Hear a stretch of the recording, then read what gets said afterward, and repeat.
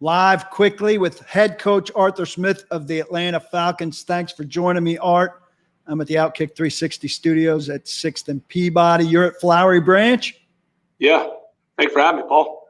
Walking the sidelines for the Falcons for the first time tomorrow night against the Titans. What's it going to be like for you? Well, it'll be great to see everybody pregame. You know, you work with – there's a lot of guys over in the Titans organization that worked with for a long time. And it'll be good to catch up with everybody pregame, and then it'll be a little strange at first. You know, obviously it's kind of ironic, the first game going against the Titans. But once the ball is kicked, I'll be zoned in on the game, and hopefully got a good preseason game for everybody to evaluate and get something accomplished. What could Todd Downing know coming into this job that you didn't know? You know, Todd's a great football coach. So, that he's done this before. And so it's like, I don't really look in the past. I don't really want to kind of go into, what the Titans are going to do in the future. You know, I've just been focused on the Falcons, but Todd Downing's a great football coach.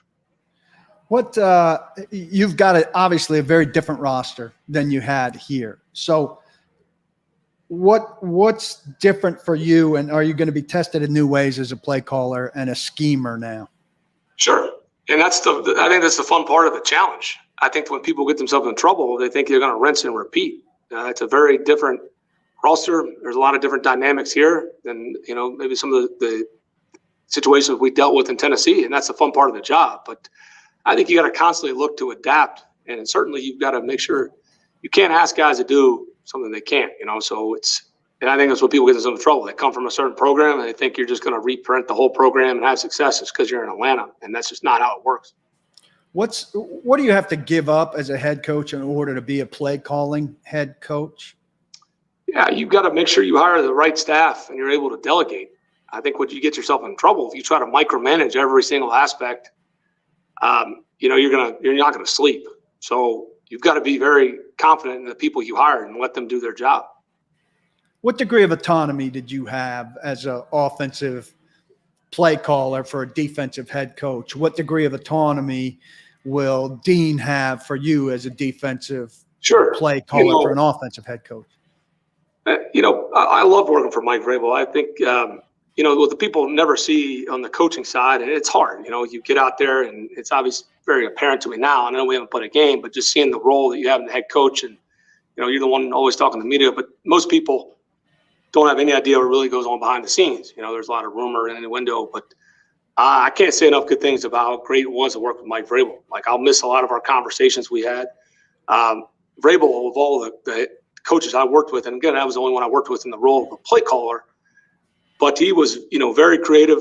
He was very, it was a very freeing feeling knowing that he and I had talked through everything, and, he trusted you to do the job, and he wasn't going to sit there and second guess you if something didn't work. We may look back and we'll talk through it, why it didn't work, and, maybe look to get better or do something different at the same time. But it never felt like there was constrictions, and that's a huge credit to him. And so I try to emulate a lot now on the reverse side with Dean. I mean, Dean's called a lot of football games in the NFL.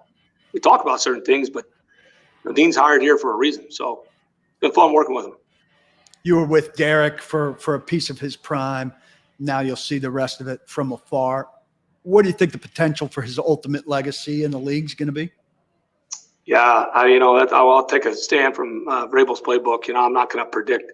Derrick Henry is a big reason why I'm here, and that's what any good coach, you got to have great players, and so it's a testament to Derrick. He was obviously a huge part of our success then, and obviously other than when we play him, I'll root like hell for him. You have your own stretch there, or is that something you figure out over time? There's only one stretch, Paul. There's only one stretch, but we got a good group here. It's hard to emulate all the stuff that Stretch does, but we got a pretty good team here. There's only one Stretch. Have you gotten him on the show yet? No, I did get to interview him for that one story, but I think getting him on the show would be you got to keep asking for him to interview Stretch. That'll certainly get him going. I'm sure he'll be happy to answer those questions.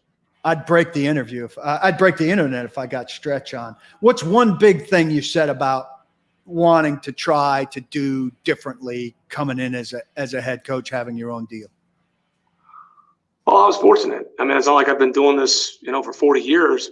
But in my coaching career, I've worked for a lot of different head coaches, a lot of different coordinators. The 10 years I had in Tennessee, I mean, you've covered them all. I mean, you've seen all the coaches that have come through there. And so you got to see a lot of things of how it worked. And then a lot of times you learn from what not to do. You see people make mistakes. You said, I don't want to make that mistake. So, it's just been fortunate. I mean, you're talking about some of the best coaches in the last 40 years I've gotten to work with, starting with Joe Gibbs, a guy that didn't get a lot of credit, but he was one of the best football coaches I ever worked for. Was a guy named Greg Blosh, who was our D coordinator in Washington. Just so many things about how he called games, and I was on the defensive side there, the way he ran the staff, a lot of lessons learned from Blosh. And then, Munch, learned a lot from Munchak. Mike Mularkey had a huge impact on my career, and then obviously Mike Vrabel. And there's a lot of O-line coaches in between. And on the other side, I got to work with Joe Bugle. You think about Russ Krim. I mean, there's a lot of good football coaches, and then obviously Dick LeBeau. Just watching Dick, having a few conversations with him.